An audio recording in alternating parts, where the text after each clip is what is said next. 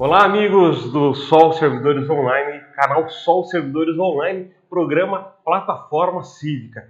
E hoje, quinta-feira, dia 13 de maio, o programa está com transmissão simultânea nas plataformas, nas redes sociais do Sol e do Sindicato dos Municipais. Estamos aí encaixando a programação nesse período que a nossa âncora lá da live do Cine Jornal Municipal, né, dos municipais ao vivo, encontra afastada devido ao Covid, e logo ela volta aí para a nossa bancada, daí nós voltamos com a programação normal. Enquanto isso, o Sol aí, mais uma vez, ajudando a brilhar os municipais de Piracicaba. Converso hoje com uma convidada muito especial. Ela era apenas até então minha amiga de Instagram, de redes sociais. Olha as redes sociais conectando as pessoas. E daí, quando nós nos tornamos amigos virtuais, eu estava lendo o perfil dela e vi uma frase muito forte que me tocou bastante, achei um bom exemplo. E daí eu convidei ela para vir aqui para a Plataforma Cívica. Antes de eu apresentar ela para vocês, eu quero fazer um pedido de coração. Eu quero pedir para você se inscrever no nosso canal, Canal Sol no YouTube, e aqui é o programa Plataforma Cívica. Faça sua inscrição no canal, ative o sininho para receber notificação e deixe aí um like especial, um like de coração, porque essa nossa convidada merece. Converso com a doutora Rosana Fezel de Araújo, né, Rosana? Isso, doutora Fezel de Araújo. Fezel de Araújo. Doutora Rosana, obrigado por aceitar o nosso convite. Eu queria dizer que é um prazer conhecê-la pessoalmente, né? E agradecer você ter vindo até nós, até o Sol. Eu que agradeço o convite, fico lisonjeada pelo convite que você me fez, até mesmo pela forma, né, que falou comigo, que achou minha frase forte, né? Sim! Isso eu gostei. Eu tô abrindo aqui, nós somos amigos do Instagram, né? Sim. E posso ler a descrição do seu perfil? Pode. Eu vou pedir pro meu filho colocar aí na imagem para vocês, a imagem, mas olha que bacana. Rosana Fezel de Araújo, mãe de 2. Parabéns, mamãe! Mãe de 2, né? Tetraplégica, e aí que tá, entre parênteses, eu achei muito abençoado a sequência que você coloca por enquanto. Exatamente. Otimismo, né? Otimismo, esperança e fé. Sempre. Parabéns pelas palavras que você escreve lá, parabéns pelo exemplo que você vem dando de superação. E vamos entender o que é isso. Vamos. Você é piracicabana, né? Piracicabana. Você é advogada, atua em qual área? Eu atuo na área família, civil e trabalhista. Legal, bacana. A doutora é formada aqui pela Unimep? Oi? A doutora é formada pela Unimep? Isso, pela Unimep. Legal, bacana. Fala um pouquinho de você para nós. O que ocorreu? Como que foi? Bom, tudo começou lá atrás, em 97, né? 1997, faz pouco tempo, né? Eu era uma jovem, né? Adolescente, né? Conheci uma pessoa, inclusive conheci onde eu trabalhava na época, que era uma padaria, e essa pessoa se encantou, ficou, tentou. Amor à primeira vista? Amor à primeira vista dele, mas assim... Ou é o efeito olhos azuis? Olha, esses olhos azuis dão muito problema. Dá muito problema. Desde sempre, né? Você já assistiu um filme chamado Malena? Não. Um filme da Segunda Guerra Mundial, que a atriz protagonista do personagem Malena, ela tem ali, ela é a mulher mais linda da cidade. Nossa. E aí automaticamente, no meio da guerra, ela se torna, o marido vai à guerra, ela fica sozinha e ela se torna objeto de cobiça e da língua. Nossa. Cobiça de todos os homens da pequena cidade ali na Itália, né? E da língua de todas as mulheres da cidade. Então, ela sofre a beleza dela se torna uma maldição. Um filme lindo, um filme épico, um filme fantástico. Fica a dica. Eu imagino porque loira, de olho azul, diga-se de passagem, né? Não querendo me gabar, longe disso, né? Mas os olhos chamam muita atenção, realmente. Que é o primeiro contato que nós temos, né? Sim, é o olhar. Sim. E daí, a hora que o rapaz viu esses olhos azuis, se apaixonou. Amor à primeira vista. Se apaixonou. Você tinha 19 anos. Não, daí eu tinha 17. Criança de tudo. 17. E ele era boa pinta? Era. Era uma história bacana. Não era ruim, não. Mas enfim, né? Embora... enfim, casaram, né? A fisionomia, infelizmente, não condiz com o caráter, né? Muitas vezes acontece isso. Você vê um rapaz muito bonito, muito bem aparentado. Educado, mas o caráter já não... E foi, né? Que a gente começou, teve o namoro, teve o noivado, né? E meio que eu fui empurrada para o casamento. As circunstâncias, né, da minha vida meio que empurrou. No dia do casamento eu não queria casar. Em quanto tempo? 2 anos? Um ano. Porque eu tinha 17 e casei um dia antes de fazer 18.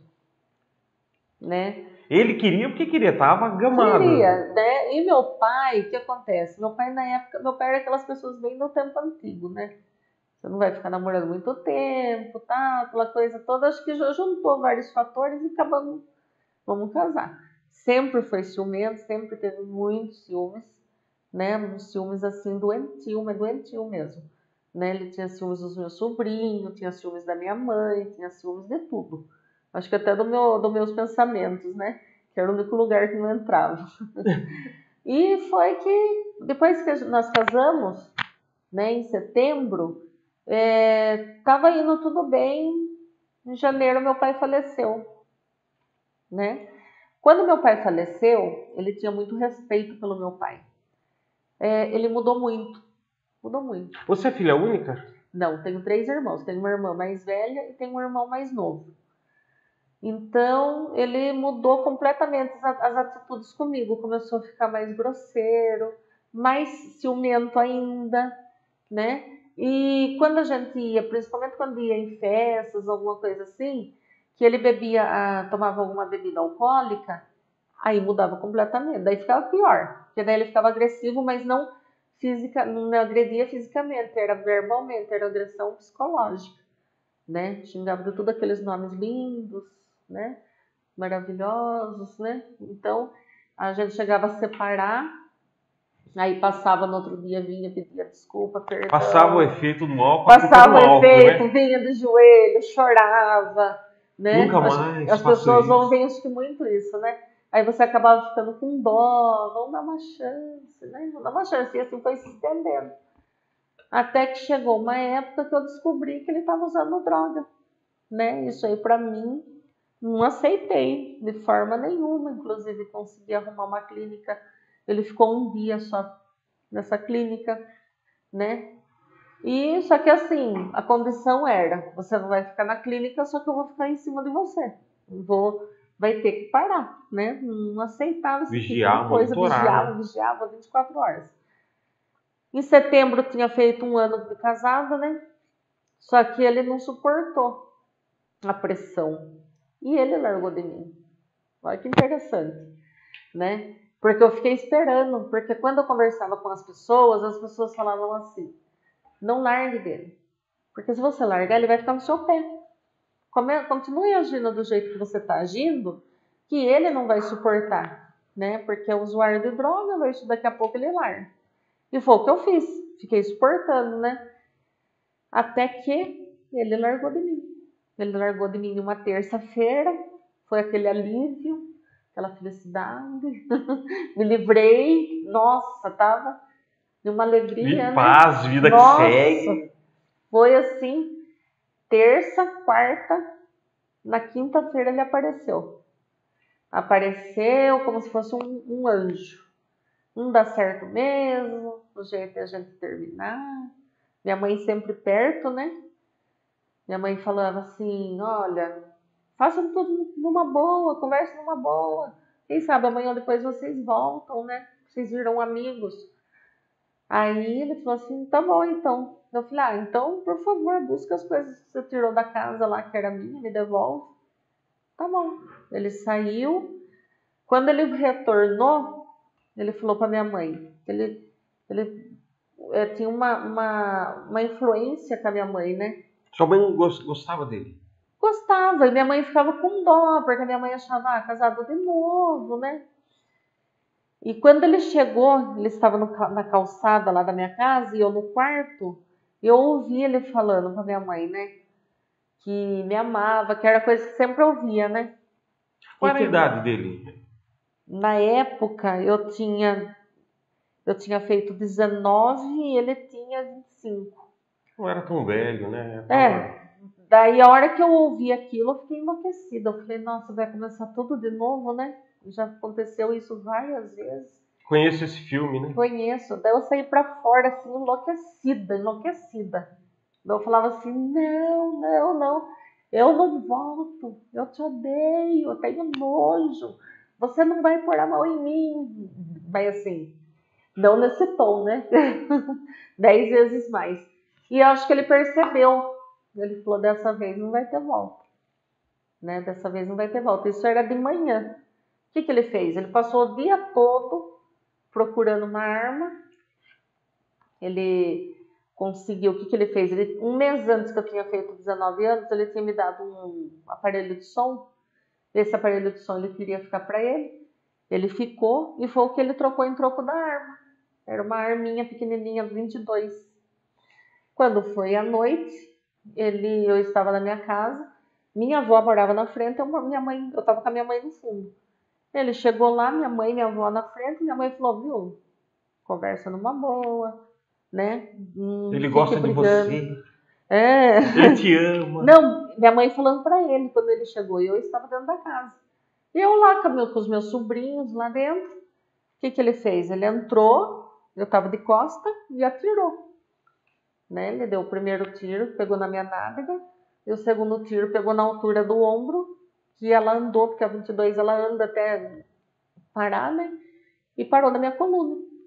Então, nesse momento, eu desmaiei por uns 5 minutos, né? É algo muito interessante, porque quando eu acordei, eu já sabia que eu não ia andar, só que eu não mexia nada, nem os braços, cabeça, não mexia nada. Só sentia muita dor. Aí foi aquela correria, ambulância, né? Até que eles vieram me socorrer, fui para o hospital, passei por cirurgia. Não tiraram o projétil na época. Você foi atingido por 2 tiros? 2 tiros. Da nádega, na época, só tiraram, aquele celular não atingiu nenhum órgão. E da coluna fizeram só uma cirurgia de limpeza, na verdade, né? Porque a bala, o médico dizia que ela estava alojada e que ela não ia mais me prejudicar. Já tinha prejudicado tudo, né? Porque eu fiquei em estado vegetativo. Tudo quanto é aparelho que você imaginar, eu fiquei com o aparelho. E isso foi indo. Daí, a minha superação já começou ali no hospital. Por quê? O médico falou assim para minha mãe, é 30 dias de UTI, né? Eu fiquei quinta, de madrugada, vamos dizer, a cirurgia começou 10 para meia-noite, terminou 5:30 da manhã, né? No sábado que eles começaram a tirar o sedativo. Quando tirou o sedativo, tinha uma enfermeira lá muito especial. Você ficou em qual hospital? Na Santa Casa. O pessoal lá é... muito bom. Fantástico, né? Tinha uma enfermeira lá, infelizmente eu não lembro o nome dela, mas ela vinha, ela conseguia conversar comigo pelos olhos. E eu conseguia tampar aquele tubo e ficava aquele aparelho gritando lá. Aí ela vinha, ela olhava assim para mim e falava assim, você quer que tire o tubo, né? E eu fazia assim com o olho. Sem abrir a boca, né? Sem abrir, falar. Doutora, assim, graças a Deus, eu só estive lá quando eu sofri também um acidente com arma de fogo, né? Uhum.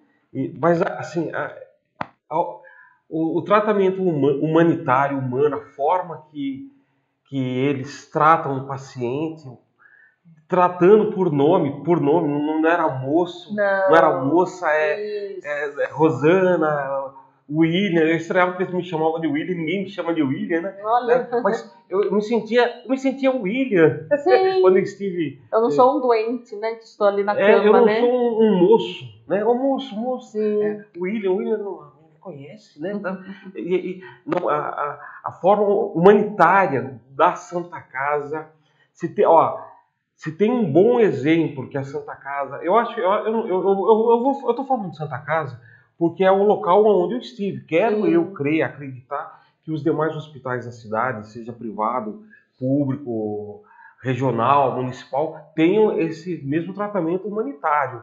Mas é algo que te coloca para cima, te dá uma identidade, uma autoestima, uma segurança, uma humanização, né? Sim. É porque é diferente, porque você já está numa situação ali que você não tem o que fazer, na verdade. Despertado do coma, ainda que induzido, Não mas tem, despertada. induzido. Aí ela chamou o médico, o Dr. Moisés Lara, né? Aí o Dr. Moisés Lara veio conversar comigo, né? Ela falou, olha, a enfermeira falou que você está querendo que tire o tubo, né, de respiração.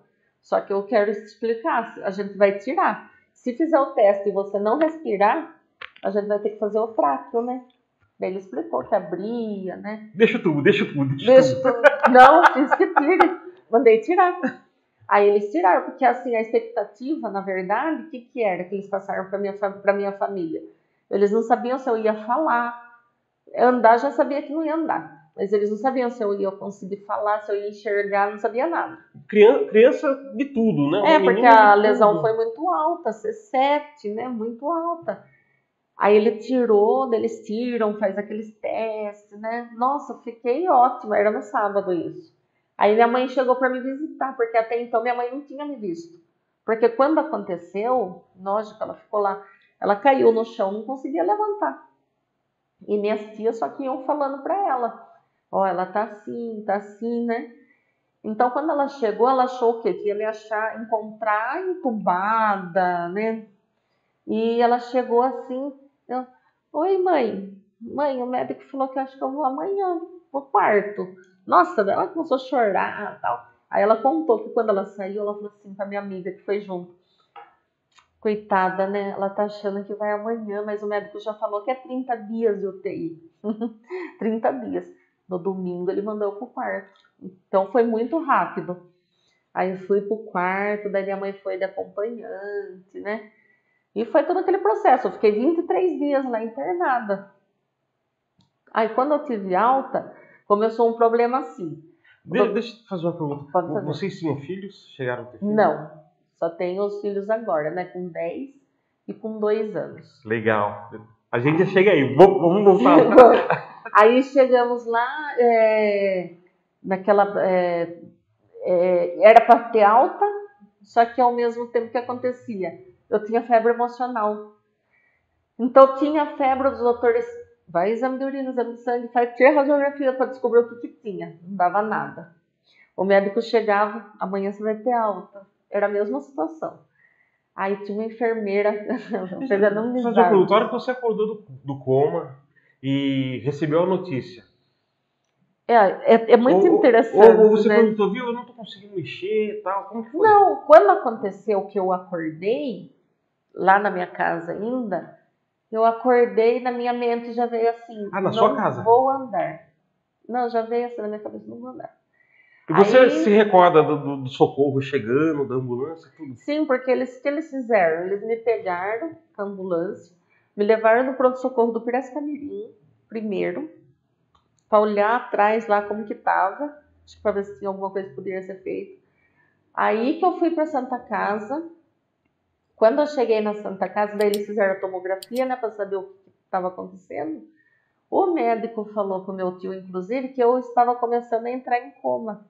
Só que eu estava assim, entrando em coma e falando, da mesma forma que eu estou falando agora, né? E eu lembro de tudo. Quando terminou a cirurgia, eles deixaram um pouco sem sedativo. Os meus tios foram me ver, né? Foram conversar comigo. E assim, no meu consciente, eu já sabia que eu não ia andar. Só que depois que eu estava no quarto, aí o Dr. Moisés Lara veio falar comigo. Ele falou assim, olha, sua lesão foi muito alta, você vai ficar como se fosse uma criança agora. como se você tivesse nascido. Você vai ter que aprender tudo de novo. Falou isso. Falou isso, eu já sabia, né? Não precisava, né, explicar mais nada, né? Sim. Eu acho que acontece muito isso, né? A gente percebe, a gente sente, né, como que... E é interessante que naquela semana eu sentava e olhava para minhas pernas assim. Sabe aquela sensação, vai acontecer alguma coisa com as minhas pernas? É muito interessante isso. Vai acontecer alguma coisa com as minhas pernas. Só que na minha cabeça eu pensava assim, puxa, será que eu vou sofrer um acidente e quebrar as duas pernas de uma vez? Porque nunca que você imagina uma coisa dessa na sua vida, né? Enfim. Aí fiquei lá no hospital, daí tinha uma enfermeira muito bacana também. Aí ela falou assim, Rô, ela já chamava de Rô já. Eu sei. Já virou amiga íntima. Virou uma amiga íntima. Ela falou assim, Rô, eu sei que você tá com febre emocional, bem. Porque já é a terceira vez que você tem a febre, faz os exames e não dá nada. Eu não vou marcar aqui sua febre. Porque você não tem nada, eu sei que você não tem. Tive alta, né? Fui para casa, cama hospitalar. Aí você acha que você vai chegar na casa e vai ser tudo diferente. É tudo a mesma coisa. Aí consegui um auxílio lá que eles iam na minha casa, fazia fisioterapia em casa, ia o médico, psicóloga, ia a fisioterapeuta, né? Fazia. Para você ter noção, a gravidade que eu fiquei, que quando eu passei pela perícia do INSS, o perito foi na minha casa. Eu não tinha condições de sair, né? Aí com a fisioterapia foi voltando os movimentos. Aí comecei a conseguir sentar na cadeira, que eu não conseguia, né? Até isso foi em outubro, né? Até que em dezembro eu fui pro shopping e consegui fazer uma artimanha lá e caí. Na hora de entrar no carro, eu caí. Enfim, na segunda-feira que os médicos passaram na minha casa, né? Eles olharam, eu contei o que aconteceu, contei para a psicóloga, né? Por coincidência, eles estavam fotografando lá por causa do Natal, saindo no jornal. Aí a psicóloga falou assim, olha, eu vou dar alta para você, não tem o que... Você foi no último lugar que era para você ir, que é o público, né? Sim. Você começou de trás para frente, você tá ótima, você não precisa mais de nada. E assim foi indo. Depois de 7 meses eu conheci meu marido, que é meu atual marido até hoje, 22 anos junto. Opa. Conta mais essa história pra nós. Ó, 22 anos junto. em primeiro lugar, assim, é triste o que aconteceu. Acho que muito internauta que está assistindo está perguntando, o rapaz lá, ele foi preso? Foi. Até antes da gente entrar no lado bom Sim. da vida, né? Concluindo aquela fase da sua vida, ele foi preso. O que aconteceu? Ele foi preso, ele foi condenado, né? Ele ficou 14 anos preso. Eu participei de 3 audiências a qual eu estive perto dele. Que a primeira foi do divórcio, né? Que eu pedi o divórcio imediato, lógico. Então ele teve que vir para assinar. A segunda daí teve uma audiência normal lá, criminal, e a segunda que foi para o tribunal do júri. Então depois do ocorrido eu tive contato com ele 3 vezes, que eu vi. Ele chegou a falar algo, embora eu acredito, eu vou ser muito sincero, eu acredito que não tem nem o que dizer. Mas acho que muito internauta está se perguntando aí. Ele chegou a pedir desculpa, ele chegou assim. Ele, na verdade, assim, porque naquela época, não é hoje que nem hoje em dia, que a gente tem acesso fácil a celular, não é assim, né? Mas ele pediu, mandado recado, né? Pediu perdão pelo que tinha acontecido, né? Eu acho que todos pedem, né? Se é real, não sei dizer, né? Se é verdadeiro o arrependimento, né? Eu não sei porque no tribunal do júri, quando ele foi condenado, por coincidência, uma amiga minha PM estava fazendo a escolta. E antes deles falarem a sentença, ele fica sabendo primeiro.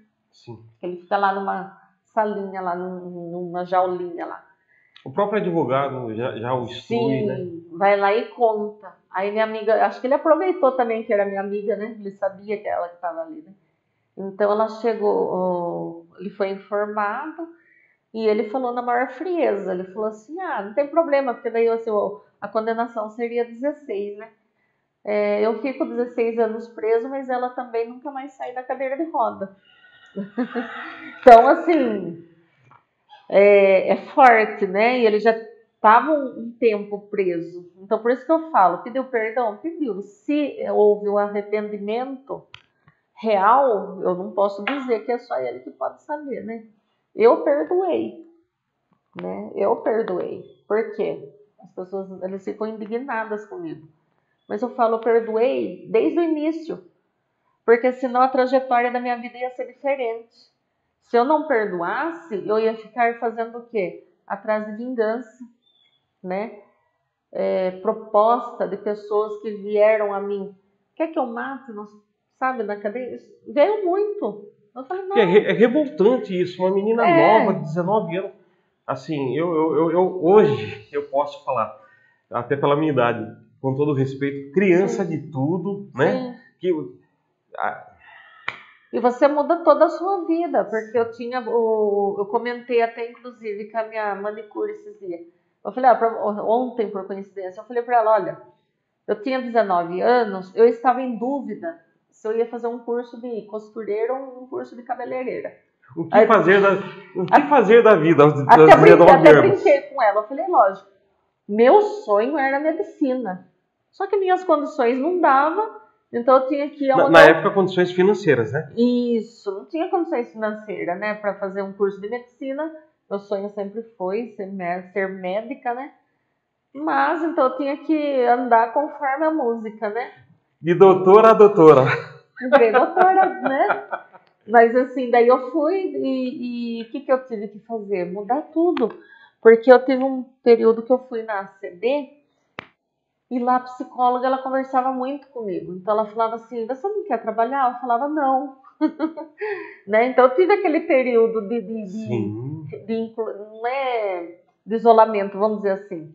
Nesse sentido, né? Reencontro, né? Sim. Eu fiz questão, eu não nego minhas origens, a minha formação. Eu sou guarda civil de Piracicaba, então eu faço questão de colocar aqui na minha legenda aqui, GC de Lima. Sim. E da doutora, eu faço questão de colocar a doutora, eu coloquei a doutora Rosana, né, F. de Araújo. Eu tenho uma grande amiga que trabalha comigo no Sindicato dos Municipais, a doutora Juliana Cordeiro, e eu falo doutora para ela. Daí ela pega no meu pé, ela fala, não, de Lima, eu não sou doutora, é só Juliana. Daí eu sou bacharel em Direito, daí eu vou lá e toda vez, antigamente eu falava, hoje eu mando print, já mando print para ela da lei de Dom Pedro, que coloca o título de doutor, né? Sim. Por isso que eu brinco, o doutor, doutora, doutor. Eu não faço questão nenhuma, assim, quanto a isso de doutora, né? Então, mas assim, ó, eu acho, se me permite emitir meu juízo de valor, eu acho o seguinte, não é vaidade, não é... Eu acho assim, exemplos. Sim. É o bom exemplo. Nossa, olha, quantas pessoas que quer entrar para a área policial ao ver um deficiente físico, ele é guarda civil. Sim. No meu caso, né? Uhum. Para quantos bons cidadãos o fato de estar aqui, GC, guarda civil, serve de inspiração para que o bom cidadão entre para a carreira policial. É verdade. Então, é melhor a gente atrair, mostrar o que somos, quem somos, aos bons cidadãos, servindo de exemplo para que venham somar com a gente, do que aos maus. E aí também, no seu caso, para quantas pessoas que aos 19 anos não sabem se vai fazer corte ou costura, doutora, olha, eu não posso. Eu fui fazer, na época, para mim, eu me sentia velho quando fui fazer direito. Olha. Eu fui fazer direito com 30 anos de idade. Hoje, com 46, eu falo, nossa, eu era criança. Mas eu fui. Então, quando eu tenho a oportunidade de citar bons exemplos como o seu, como tantos outros que eu tenho a oportunidade de compartilhar bons momentos aqui na plataforma cívica, eu faço questão de colocar o holofote e de colocar os devidos títulos porque foram conquistados. Só você eu ia falar só você e sua família, mas ninguém mais, ou melhor, do que você sabe, o quanto custou para você é, ter o direito desse Sim, DRA. é verdade. Então, eu acho que tem que usar, tem que ostentar para servir de exemplo, sabe? Quando eu usava farda, cada curso, uniforme, farda, cada curso, cada qualificação que nós tínhamos, nós podíamos ostentar lá uma Ah, barreta, sim. né? Algo. Então, para os civis, né? Para o paisano, chamado paisana na nossa linguagem, DRA não é para qualquer um, não. Tem que usar assim, com orgulho, com amor e servir de exemplo para quem também quiser. Sim, é verdade. E, Mas, pode falar. Daí, doutora Rosana, você quando foi fazer direito, quando eu falo das dificuldades que só você sabe o quanto foi, você já estava na condição de portadora de mobilidade reduzida, correto? Sim, sim. O que torna muito mais difícil qualquer atividade, ainda mais um curso diferenciado, que é o curso de Ciências Jurídicas. Eu falo que ele não é melhor do que nenhum outro curso, mas ele é diferenciado. Por quê? Porque ele é um curso de tempo maior. Enquanto nós temos aí o tecnólogo de 2 anos, a faculdade convencional, a maioria dos cursos de 4, o direito são 5. São 5. Né? São 5 anos fazendo estágio, fazendo pesquisa. Você fez em que ano? Eu entrei na faculdade em 2004, me formei em 2009. Aí eu fiz 5 anos de estágio no Ministério Público. 2 anos eu fiz ainda estudando, né? Sim. E na época tinha uma lei que eu podia ficar 3 anos depois de formada. Então eu falei, eu vou aproveitar e vou fazer. Ela foi revogada? Eu sou RA 05, fui fazer um ano depois no ISCA, né? Mudou a lei? Mudou, daí não tem mais essa lei que depois de formado... Foi uma maravilha para nós na época, né? Mas, né? Porque assim, deu tempo, né? Exato. De que eu vou fazer, para onde eu vou, né? Para me situar ali. Foi muito bom. Como que foi? Por que direito? Então, de início, lá na CD, quando as psicólogas conversavam comigo, né? E diziam assim, você tem que trabalhar, você pode trabalhar. Mas eu não me via, porque eu falava, puxa vida, eu trabalhei de ajudante de cozinha num restaurante. Trabalhava de balconista de padaria. O que eu vou fazer? Eu, doutora? Né? Mas ela falava assim, só que naquela época não é hoje que nem hoje em dia a inclusão, né? Não tinha essa questão de empresas que contratam e tal, né? Era muito mais difícil. Aí eu falava para ela assim, mas eu não me encaixo, porque eu pensava assim, se eu fosse fazer uma faculdade, eu queria fazer uma faculdade de medicina, né? Como que eu vou fazer uma medicina, né? E depois com isso começou a amadurecer, daí eu comecei a pensar, falei, puxa, eu gosto tanto das coisas certinhas, gosto das leis, sempre gostei muito de ler. Falei, tá aí, vou ser advogada. Aí em 2003 eu comecei a me preparar, que eu não tinha noção nenhuma de como fazer vestibular, né? Não sabia nada. Aí comecei a fazer, tive uns equívocos aí na época era o reitor Alvim, né? Eu mandei uma carta para ele, né? Contando o que tinha acontecido comigo, que meu sonho era ser advogado, estudar, fazer direito de ser advogada e tal, né? Porque muitas pessoas olham pra gente e pensam assim, ela fez faculdade, certeza, teve bolsa de 100%, não é dessa forma. Sabe de nada, inocente. Sabe nada, inocente. Então, assim, tive muita dificuldade para fazer a faculdade. Eles deixaram bem claro, nós vamos avaliar suas condições financeiras, não sua condição física. Mas tudo bem. Só que a minha condição financeira também não era nada boa, né? Enfim, o que eu fazia? Trufa, ovo de Páscoa. Durante a faculdade toda, e depois que eu terminei a faculdade por mais 3 anos. Eu fazia e minha mãe vendia. Você pagou a sua faculdade com açúcar? Com isso. Adoçando a boca do povo. Uma faculdade adoçada. Adoçada. E o pessoal ficava enlouquecido. Eu vendia, minha mãe vendia. Inclusive, minha mãe tinha muito cliente da guarda que fazia plantão nos terminais. Sim. Porque como eu morava na época no Eldorado, ela ia no terminal do Secap e ali ela pegou amizade com as mulheres que trabalhavam ali, daí tinha os guardas que vinham. Enfim, era assim a minha vida. Fiz a faculdade naquela correria. Aí a semana de prova fazendo ovo de Páscoa. E fora o estágio, né? Então fazia o estágio, ia para a faculdade, fazia o estágio e fazia as trufas. E já estava casada de novo? Já estava casada. Porque eu conheci meu marido 7 meses depois que eu fui alvejada. Como que foi? Assim, eu vou te fazer uma pergunta. Como que foi assim, conhecer, pensar em reviver, reamar? Olha, Amar novamente, né? Amar assim, quando eu estava ainda internada, eu tenho um sobrinho, o Gabriel, que é o mais velho, né? Hoje ele está com 27 anos e tinha o Matheus, que era 1 ano de diferença. Olha onde começou. E ele viu eu sendo alvejada. E ele chorava para a mãe, porque ele achava que eu tinha morrido, né? Aí, na época, minha irmã grávida foi no hospital, conversou com a assistência social para eles liberarem para as crianças me ver. Porque eles choravam por causa da tia, tinha febre, sabe? Era aquela coisa. Aí, eles foram me ver, quando ele me viu, eu estava com aquele colete, né? De início, assim, eles assustaram, começaram a chorar, eu tirei o colete para eles me verem. Só que lá, que nem uma estátua na cama, né? Sem mexer. Aí eles me viram, ficou olhando lá com aquela carinha, aí foram embora. Eu falei, puxa, eles precisam de mim. Eles me amam. Eles ficaram doentes por causa de mim. Eu não posso deixar isso acontecer. E isso foi o que eu sempre tive na minha mente.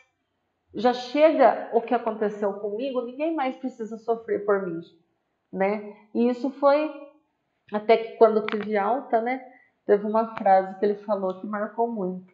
Ele deitadinho na cama do hospital, assim, comigo em casa. Aí ele falou assim, tia, eu quero minha tia de volta. Que a tia que pegava ele, a tia que brincava com ele, a tia que... Daí eu falava assim, logo a tia volta. Logo a tia volta. Era assim, né? Mas aí na minha cabeça já vinha assim também. Não vou generalizar os homens. Claro. Tem os bons e tem os ruins, também não vou mudar minha opção sexual por causa disso. Não. Aí aconteceu, estava passeando, eu e meu irmão, inclusive ontem. Eu tenho por mim que a violência, eu abomino a violência de qualquer forma, mas a violência doméstica, a violência, ela não é uma violência assim, de gênero, ela é de caráter. O mau caráter, seja, nós temos casos aí que agressores foram homens e caso que agressores foram mulheres. É uma questão de... Eu acho que eu posso me dar o luxo de dizer que não é nem mais uma questão cultural. Não. É uma questão de caráter. De caráter mesmo. Tanto que, se você ver o nome do projeto, depois a gente vai falar lá na frente, nós falamos em vítimas de violência. Nós não colocamos gênero, né? Porque também tem a mulher que agride, também tem o homem homossexual que sofre violência, né? Então, assim, é o caráter mesmo, independente. Exato. Então, assim, eu sempre tive na minha mente isso. Não vou generalizar, eu tenho uma vida e vou ter que mudar minha vida. Porque aquela Rosana morreu, não vai ser mais como era antes. E foi um choque para você admitir, assim? Isso que você falou é muito forte, e é verdade. A pessoa para lá morreu. Aqui é uma nova pessoa, é um renascimento. Não é vida que segue, é vida que se reinicia. Não, inicia. É oportunidade, mais uma oportunidade. Obrigado, Papai do Céu, por start. Sim, porque inicia, porque você vai ter que aprender tudo, né? Nem comer sozinho eu comia, né? Minha mãe tinha que dar a comida na boca, então começou tudo de novo. E você tem que começar, porque você tem 2 opções. Ou você segue em frente, supera, ou você se entrega, entra numa depressão profunda e morre. Depois de 5 anos que eu tive alta, o Dr. Moisés, quando eu fui no consultório dele, ele não sabia que eu estava viva. Ele falou assim, ele não acreditava a hora que viu a gente. Ele beijava minha mãe, a mão da minha mãe, falava assim, a senhora cuidou dela. O corpo clínico chegou na seguinte conclusão, vamos dar alta para ela morrer em casa. Porque a lesão foi tão grave que ele falou que ele tinha certeza que eu ia ter uma infecção, ia acontecer alguma coisa, eu ia morrer. Ou pelo meu estado psicológico, né? Pela situação da circunstância. Uma menina nova, loira, de olho azul, ativa, na flor da idade. Só que sempre assim, sempre rindo, sempre rindo. Isso ninguém me roubou. Que bom! Não, meu bom humor, eu sou muito sarcástica, eu sempre gosto de brincar muito. Às vezes até me atropelo por conta disso, né? Mas enfim. E foi assim. Aí até que ontem, por coincidência, fez 22 anos que eu conheci o meu marido. Era Dia das Mães, um domingo. Meu irmão falou, vamos dar uma volta, né? Eu falei, vamos. Foi eu, ele, minhas duas primas minhas, passando na Rua do Porto. Aí nós passamos assim. Eu falei pra ele, para o carro ali, ó, perto daquele carro que tá com o som aberto, tocando música sertaneja, né? E ele parou. Olha só. E era ele? Era meu marido. E ele parou, aí ele falou, eu vou dar uma volta. Foi com uma prima e a outra prima ficou comigo. E eu conversando com a minha prima, conversando. Aí eu olhei assim, o carro dele tava tipo...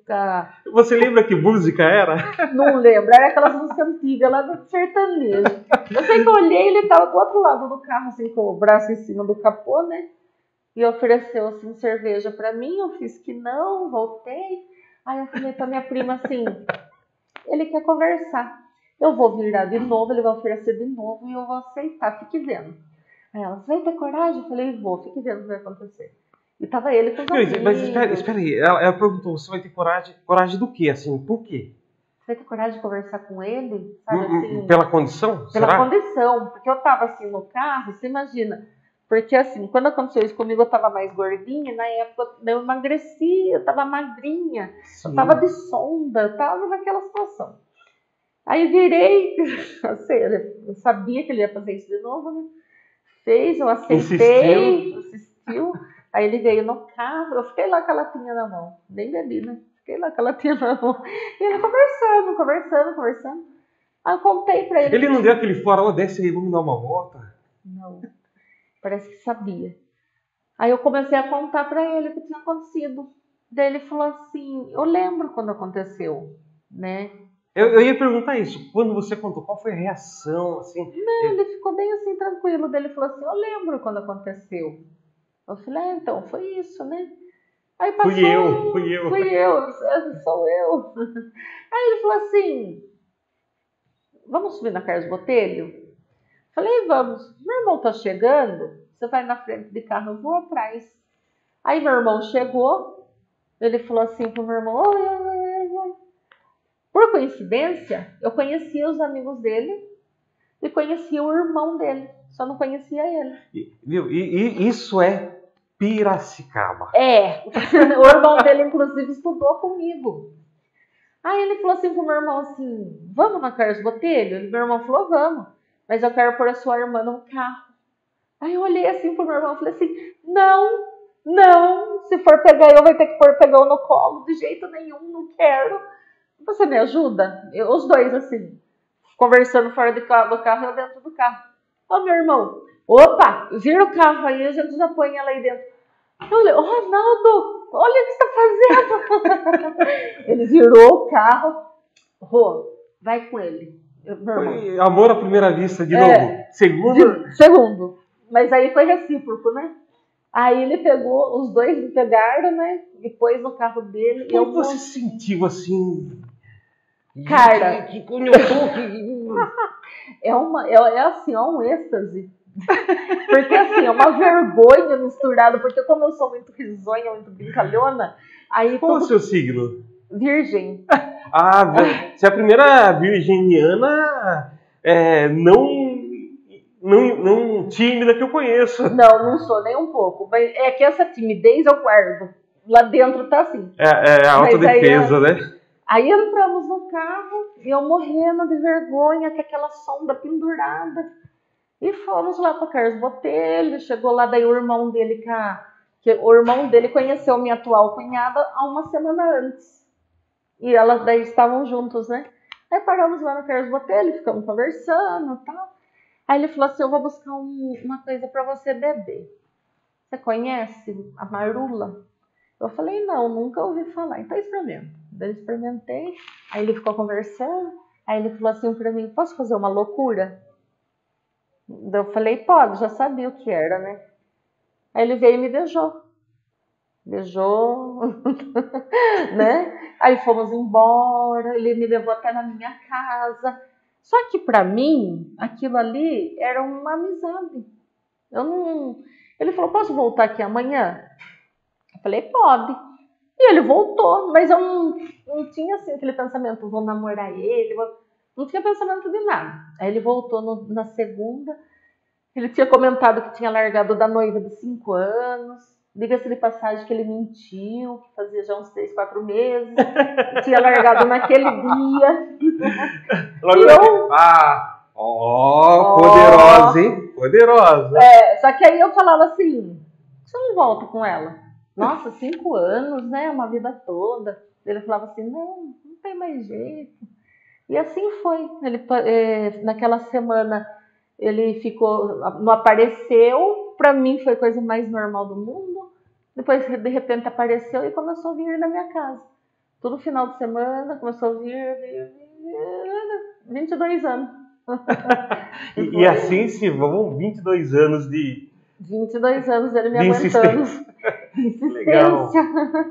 Bacana. Ó, eu quero me aprofundar um pouco mais nesse tema, mas eu quero voltar um pouquinho antes para a faculdade. Certo. Porque essa sua história são vários exemplos bons. Sim. Vários bons exemplos de fé, de esperança, de superação, de resistência, né? Mas tem, entre os vários exemplos de sobrevivência, tem um que eu acho que um dos que eu quero apertar essa tecla, porque é muito importante hoje em dia. Eu quero voltar para a faculdade. Certo. A faculdade aconteceu assim. Eu comecei a pensar, decidir, né? Eu vou fazer faculdade. Só que quando eu assustava, passou o ano, né? Era assim. Quando chegou em 2003, eu falei, puxa vida, era para eu estar me formando, né? Demorei. Agora eu vou correr atrás. Aí corri atrás para fazer o vestibular. Eu não tinha noção de como que funcionava, fiz cursinho preparatório no CLQ, né? Fui atrás daquela correria de bolsa de estudo, né? Tive que pagar uma porcentagem consegui. Porque eu acho que é importante a gente registrar, não é a bolsa, assim, a superação. Sim. Eu sou portador de mobilidade reduzida física e visual, oriundo de acidente de arma de fogo. Para uma pessoa comum, um homem mediano, nós sabemos o quanto é difícil, importante, porém difícil. Por isso que eu falo, quem consegue merece. Palmas para quem merece. Né? E eu acho que toda palma do mundo, aplausos do mundo para quem consegue. Então nós sabemos, nós que frequentamos os bancos acadêmicos, sabemos o quanto foi difícil. Difícil para todo mundo. E para pessoas como nós, há a necessidade de uma superação muito maior. Sim. Né? Só nós sabemos o quanto era difícil durante 5 anos. Nossa, por que eu não fiz um cursinho de 2? Já estava formado. Né? Mas e como que você ia para a faculdade? Olha, era uma dificuldade. Porque o que acontece? Na época, eu morava perto da Unimep, na SECAP. E tinha o projeto Elevar. Só que eu não conseguia para ir, né? Não tinha vaga. Aí, como que a gente fazia? De manhãzinha, meu marido, antes de ir trabalhar, ele me deixava na faculdade. Na saída, minha mãe ia me buscar e a gente vinha embora da pé. Você não dirigia? Não dirigia, não tinha carro automático. Tava pobre de marré. Não, era bem assim. Época de estudante universitário. Não, era a mesma situação. Aí o que acontecia? Minha mãe ia me buscar de a pé, a gente ali vinha no sol, na chuva, porque uma vez a gente fez as contas, da minha casa até a sala, que era no bloco 5, dava aproximadamente de 25 a 30 quarteirões. E minha mãe vinha comigo todos os dias. Sua mãe também, pelo amor de Deus, hein? Ela que me acompanhava, Parabéns, que mulher guerreira. Sim, ela me acompanhava. Tudo que eu falava, que nem quando eu comecei a fazer trufa, ela falava assim, você vai fazer? Você que vai fazer, hein? Porque eu não sei fazer, tá bom. Eu fazia, mas ela que era vendedora. Uma ótima vendedora. Aí ficou esse período assim. Depois, eu conseguia elevar para me levar, mas não conseguia para trazer. Daí aconteceu uma coisa assim. A minha mãe indo para o supermercado, ela caiu, machucou o joelho. E eu liguei lá na época e falei assim, olha, minha mãe caiu, se machucou e eu estou aqui na faculdade, eu não tenho como ir embora. Ela que veio me buscar. Aí ela falou assim, não, eu vou encaixar, uma pessoa vai buscar. Eu falei, e agora? O projeto Elevar, né? Oi? O projeto Elevar. Projeto Elevar. Aí eu falei assim, e agora? Como que eu vou fazer? Minha mãe não tem como ir, porque ela ficou enfaixada, tudo, né? Daí ela falou assim, daí eles conseguiram encaixar. Só que depois eu vim a saber que, como eles me levavam, eles tinham a responsabilidade de me trazer. Então, nessa época que eles me levavam e eu vinha a pé, se acontecesse alguma coisa no trajeto, a responsabilidade iria ser deles. Então, quando eu aprendi isso, né, que a gente vai aprendendo, aí eu liguei lá e falei, eu falei assim, eu preciso, é meu direito, porque se acontecer alguma coisa, né? Aí eles arrumaram a vaga, né? Você falou na época tinha, não tem mais esse projeto? Tem. Usei muito, porque depois eu usava para isso, depois eu usava por estágio, depois eu usava para fisioterapia, até enjoei de Elevar, de tanto que eu usei Elevar. Mas assim, não era fácil, porque você, né, tinha os horários, que nem eu usava para ir, tinha um senhor que trabalhava que eu usava também. Só que o horário dele de trabalho, um exemplo, meu horário era 7h40. Ele entrava para trabalhar 15 para 7. Então, a Elevar passava a me pegar às 6h30. E eu ficava das 6h30 até 20 para 7 para começar a aula. E eu ficava lá sentadinha, quietinha lá dentro da sala, lá, estudando, exposta a outros fatores de risco. Porque o bloco 5, você lembra, né? Lá no fundo... Eu fiz no ISCA, eu fiz em Mineira, né? Tá. Mas a gente sabe, à noite pelo menos, o alto índice de furtos de veículo, ou seja, de atividade ilícita, de criminalidade que ocorre nas imediações ali. Eu fazia então, de manhã. Os riscos só que risco, são né? inúmeros riscos, né? Eu frequentei outro campus, mas a gente conhece alguns dados estatísticos que não são divulgados. Eu corri muito risco, sim, com certeza. Puxa. E ali eu fazia de manhã. Depois chegou uma época que eu fazia de manhã, fazia estágio à tarde e adiantava matéria à noite. Menina! Chegava na sexta-feira, estava mortinha, daí chegava no sábado, fazia as trufas para a semana. E tudo, o fruto de todo esse esforço foi que hoje você tem o DRA. Sim. E você atua em qual área? Oi? Você atua em qual área do direito? Eu atuo na civil, família e trabalhista. Legal, bacana. Mas assim, eu faço muito família, né? Acho que até as indicações acabam vindo, né? Por conta mesmo da situação. Mas assim, eu amo o que eu faço. Adoro. Nossa. Então foi assim, não é fácil fazer uma faculdade, que nem você falou, com limitações. Não é fácil. Nunca nenhum professor, graças a Deus, me deu qualquer tipo de vantagem por eu ser uma deficiente física. Você enfrentou preconceito no ambiente acadêmico? Não. O pessoal da minha classe, eles foram muito bacana comigo desde o início. Porque eu comecei a faculdade, eu tinha 24. E os bebezinhos lá eram 18. Você era tiazona? Eu era tiazona, só que tinha também o pessoal que tinha mais de 40. Sim. Tem a dona Angélica, né, que ela já tinha 70. né? Mas a maioria estava fazendo 18, né? Tenho até hoje contato com alguns, né?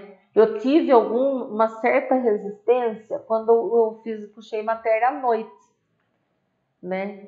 Tinha, mas é Você pouco. assustou? Eu cheguei a fazer faculdade um horário, depois mudei de horário também. Eu comecei fiz um ano de manhã, né? Uhum. E depois eu fui para a noite. É outra faculdade, né? É outra, porque de manhã, na verdade, é mais os filhinhos de papai que tem 18. Quando você vai para a noite, já é os mais velhos que trabalha durante o dia. De dia que se... Mas eu tive um fato bem assim, que ficou meio chocante assim pela situação. Um rapaz que começou a discutir por causa da vaga reservada. Parece um absurdo, né? Eu não me lembro certo o que o professor estava falando.